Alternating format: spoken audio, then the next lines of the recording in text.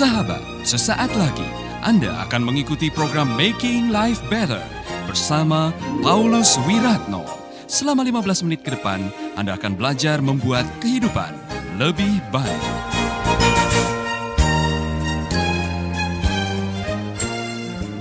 Saudara-saudara, tadi dikatakan Tuhan memberkati Ishak.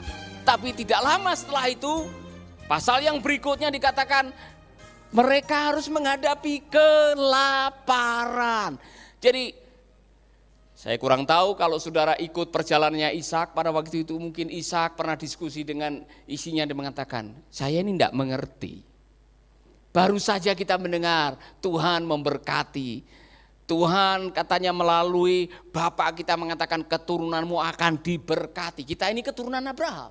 Dia bapak kandung saya. Kok saya diizinkan menghadapi kelaparan? Jadi Anda yang selama ini memiliki konsep diberkati artinya bebas persoalan, bebas kesulitan, salah konsep. Diberkati artinya Anda tetap merasakan pemeliharaan Allah di tengah kesukaran. Kita akan diizinkan menghadapi kesukaran. Jangan kaget kalau saudara sudah melayani Tuhan, kasih persepuluhan, rajin datang ke ibadah, ikut pelajar Alkitab, kok masih diizinkan menghadapi tantangan, kesulitan, pergumulan. Saya ulangi saudara, jangan bosan ya. Satu-satunya tempat yang bebas persoalan mana? Kuburan.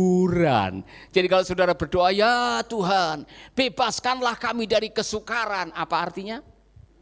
Percepatlah langkah kami menuju ke tempat keabadian. Artinya apa? Ini bagian dari perjalanan kita di dalam rencana Tuhan adalah melewati kesulitan demi kesulitan, kesukaran. Katanya Tuhan memberkati, kenapa saya diizinkan kelaparan? Katanya Tuhan memberkati, kenapa saya kena PHK? Katanya Tuhan memberkati, kenapa saya punya masalah dengan penyakit? Katanya Tuhan memberkati, kenapa saya dikhianati? Katanya Tuhan memberkati, kenapa saya dizolimi? Saya mengulangi lagi kalimat ini. Kesulitan, tantangan, permusuhan tidak menyatakan bahwa Allah meninggalkan Anda. Karena dalam kesulitan pun, dalam kelaparan atau pergumulan yang dihadapi oleh Ishak dinyatakan Allah menyertai. Bahkan Allah datang kepada Ishak dan mengatakan jangan pergi ke Mesir, dikasih petunjuk, tinggal di sini. Haleluya. Saudara-saudara, ternyata memang kalau kita mau jujur, kesulitan itu memberikan banyak hal dalam hidup kita. Makanya Tuhan mengizinkan Ishak masuk dalam pembentukan. Selama 20 tahun ini, Ishak melakukan hal-hal yang mungkin setelah dia merenung, dia akan mengatakan terima kasih untuk kesulitan kemarin. Terima kasih untuk kelaparan kemarin. Terima kasih untuk tantangan kemarin. Karena apa? Seperti yang dikatakan oleh Yakobus, anggaplah sebagai kebahagiaan. Kalau kamu diizinkan menghadapi berbagai macam cobaan atau trial atau ujian atau kesulitan. Karena kalau kita tabah, disitulah karakter kita diubah, mental kita dikuatkan, iman kita dibangunkan. Saudara-saudara, jadi pada akhirnya gunakan kacamata yang benar untuk melihat kesulitan saudara. Kemarin kita mendengar khotbah dari Pak Tony Poluan yang mengatakan, cara yang paling hebat untuk menanggapi persoalan adalah melihat persoalan dengan kacamata Tuhan. Ketika kita bisa melihat kesukaran dengan kacamata Tuhan, kita tidak akan putus asa di tengah jalan, kita tidak akan bertanya-tanya mengapa terjadi dalam hidup saya, kita akan mensyukuri karena kita tahu endingnya, tujuannya adalah kita tahu sekarang bahwa Tuhan turut bekerja sama untuk mendatangkan kebaikan. Dalam segala perkara Tuhan turut bekerja sama. Dalam segala perkara untuk mendatangkan kebaikan bagi siapa? Orang yang mengasihi. Bukti bahwa Anda mengasihi, Anda melakukan firman-Nya katanya. Jadi kalau kita menggunakan firman untuk menerjemahkan kenyataan yang kita hadapi, Anda sedang mengasihi Tuhan, ujung-ujungnya kebaikan. Amin. Diberkati artinya merasakan pemeliharaan Allah di tengah kesukaran yang kita hadapi. Saudara punya kesukaran? Yang tidak punya kesukaran angkat tangan. Yang di rumah yang tidak punya kesukaran, kalau bisa angkat tangan saudara, saya bisa lihat tangan saudara dari sini. Kita punya kesukaran, saya sendiri punya kesukaran. Kemarin 2 hari badan saya lemes. Saya kurang tahu apakah reaksi dari vaksin, ya kan? Tapi yang jelas lemesnya bukan main, saudara. Sampai angkat kepala aja sulit kemarin. Ya, akhirnya angkat tangan saja.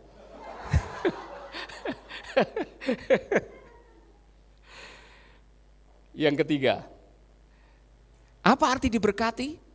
Dilindungi dari ancaman. Kejadian 26 ayat 9 sampai 11. Ini menarik sekali, saudara. Perjalanan hidup Ishak tidak jauh beda dari bapaknya. Maka dipanggilnya Ishak dan ia berkata, bukankah wanita itu istrimu? Mengapa engkau mengatakan bahwa dia adikmu? Jadi kembali Ishak mengungsi di wilayahnya raja ini yang juga dulu pernah berhadapan dengan bapaknya karena sempat mengambil Sarah. Dan ini terjadi, Abimelek mengingatkan pada akhirnya. Karena Ishak menyuruh istrinya berdusta juga, sama. Menarik sekali, maka bapak-bapak kalau berdusta jangan di depan anak-anak. Anakmu bisa ngikut. Ya kan?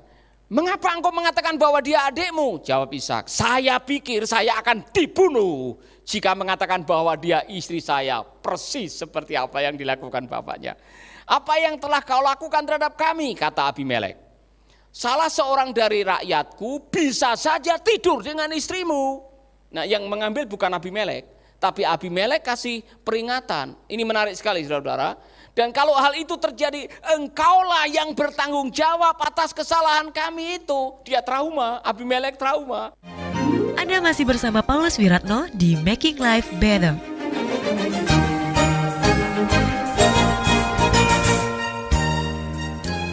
Kemudian Abimelek memperingatkan seluruh rakyatnya demikian. Yang mengambil alih akhirnya Abimelek.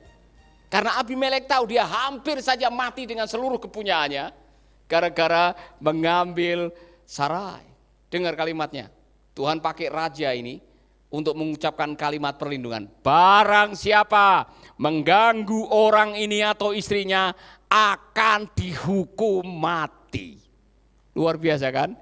Allah bisa melindungi Ishak dan istrinya dengan menggunakan penguasa yang sudah dijamah oleh Tuhan hatinya. Amin. Saudara-saudara, Anda akan berhadapan dengan ancaman. Anda akan berhadapan dengan kesulitan. Anda akan berhadapan dengan masalah. Anda akan berhadapan dengan apapun juga yang disebut dengan trial, pencobaan, apapun juga namanya. Tapi ingat bahwa Allah akan melindungi Anda. Ini jaminan. Diberkati artinya apa? Dilindungi dari ancaman. Semua bilang dilindungi dari ancaman. Ada yang sedang terancam? Saya mau mengatakan kepada beberapa saudara-saudara yang katanya minta didoakan karena kena santet. Saya mau mengatakan di dalam kuasa darah Yesus Anda dilindungi. Saya berani memastikan Anda yang 100% percaya kepada Yesus dan meyakini kebenaran bahwa oleh darah anak domba dan oleh kesaksian kita iblis dikalahkan. Saya mengatakan ini ada kalimat yang saudara harus hafal. Demit ora dulit, setan ora doyan. Ayo, apa artinya? Saudara tahu kan? Ya. Nah, ini bahasa asli saudara. Demit ora dulit, setan ora doyan. Kalau saudara percaya kepada Yesus, iblis tidak bisa dulit. Nyentuh saja tidak bisa. Saudara dilindungi oleh kuasa darah Yesus. Setan ora doyan. Setan tidak bakalan suka dengan saudara, tidak bisa. Anda dilindungi oleh kuasa darah Yesus. Nah saudara-saudara, itulah sebabnya saya yakin, saya ingat persis pada waktu punya pengalaman nolong orang kena santet. Saya mengalami perlindungan Tuhan, tapi tidak berarti tidak ada santet. Masih tetap ada yang menyantet, tetapi kita dilindungi oleh Tuhan. Ini, jadi saya pernah cerita, diminta oleh Pak Purwono untuk mendoakan adiknya namanya Supiati, yang muntah darah segar, dan setiap muntah darah segar itu ada suara meledak di atas atapnya. Duar, kemudian adiknya muntah darah dan kesurupan. Sampai akhirnya dibawa ke rumah sakit 11 hari.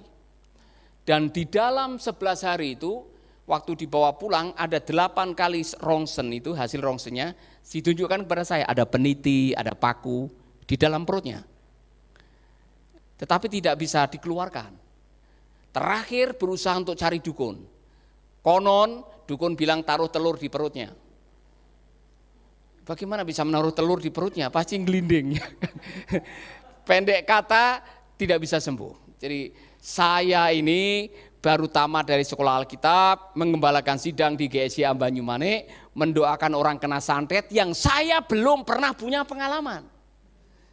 Jadi hari Rabu jam 7 saya datang di rumah Ibu Supiati ini yang sedang dalam keadaan lemes, dan saya datang, saya jujur kalau mau didoakan pendeta ikuti saran pendeta, semua siap, satu keluarga siap.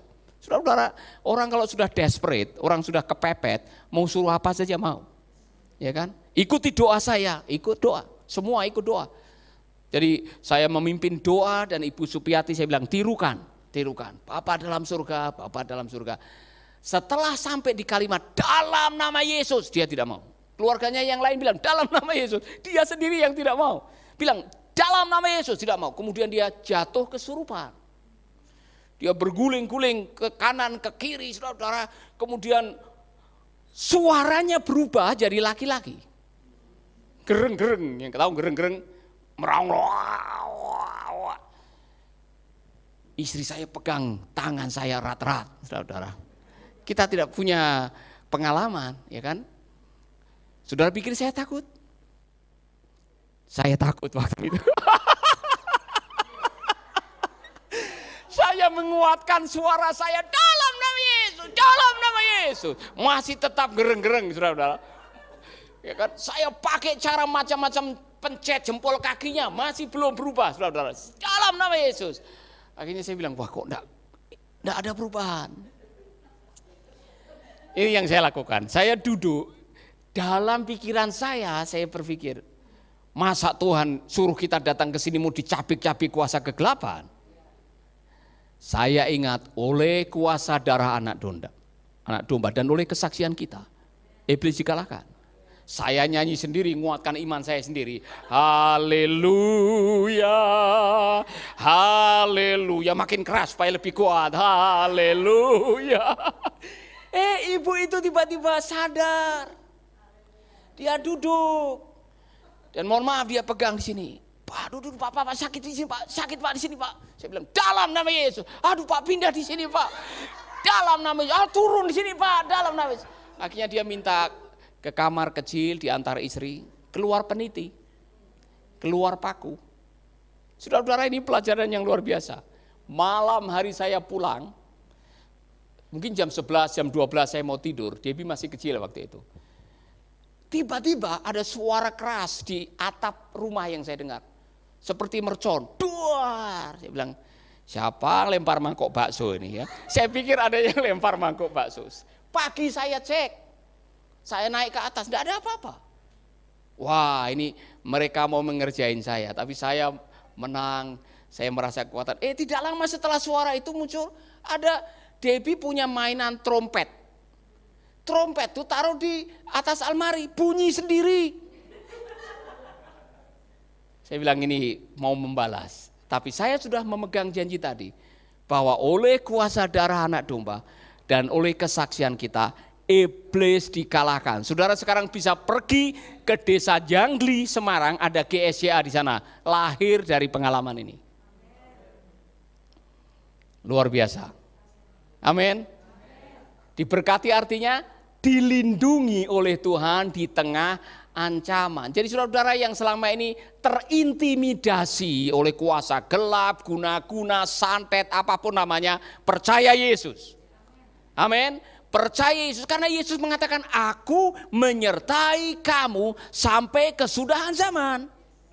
Dan iblis sudah dikalahkan. Orang yang percaya Yesus, dengar baik-baik, Anda mendapatkan perlindungan 100%.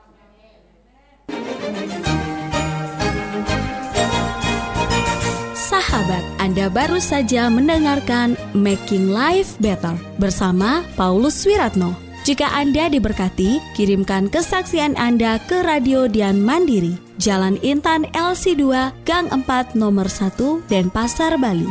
Kunjungi website kami di pauluswiratno.com, Facebook Paulus Wiratno. Hubungi kami di 0811 3901 144 dan 0811 3901 140. Sekali lagi 0811 3901 144 dan 0811 3901 140.